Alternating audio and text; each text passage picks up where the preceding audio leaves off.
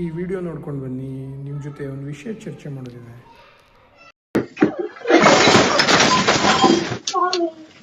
Sorry, Mommy.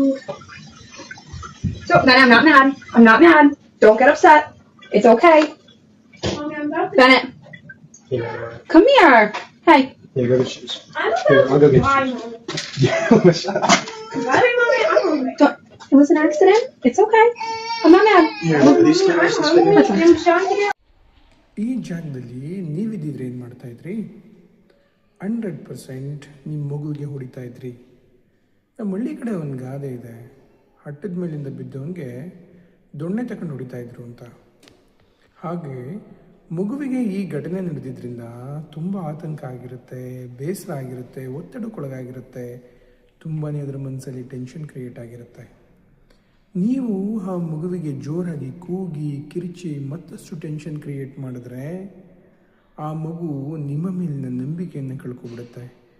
ಒಂದು ಸಣ್ಣ ತಪ್ಪಾದರೂ ಇವರು ನನಗೆ ಹೆಚ್ಚು ಶಿಕ್ಷೆ ಕೊಡ್ತಾರೆ ಅನ್ನುವಂಥ ಮನೋಭಾವನೆ ಬಂದರೆ ಆ ಮಗು ನಿಮ್ಮ ಜೊತೆ ವಿಷಯಗಳನ್ನು ಶೇರ್ ಮಾಡೋದನ್ನು ಬಿಡುತ್ತೆ.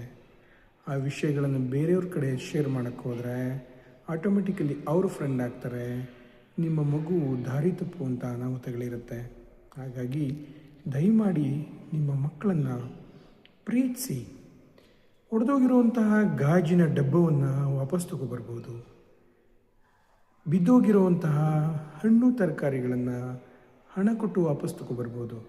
ಆದರೆ ಹೊಡೆದೋಗಿರುವಂಥ ನಿಮ್ಮ ಮಗುವಿನ ಮನಸ್ಸನ್ನು ನೀವು ಎಷ್ಟು ಹಣ ಕೊಟ್ಟರೂ ರಿಪೇರಿ ಮಾಡೋಕ್ಕಾಗಲ್ಲ. ಹಾಗಾಗಿ ದಯಮಾಡಿ ನಿಮ್ಮ ಮಗುವನ್ನು ಪ್ರೀತಿಸಿ, ಗೌರವಿಸಿ, ಅದರ ಮನಸ್ಸನ್ನು ಹೊಡೆಯುವಂಥ ಕೆಲಸ ಮಾಡಬೇಡಿ. ಎಲ್ಲರಿಗೂ ಧನ್ಯವಾದಗಳು. Thank you.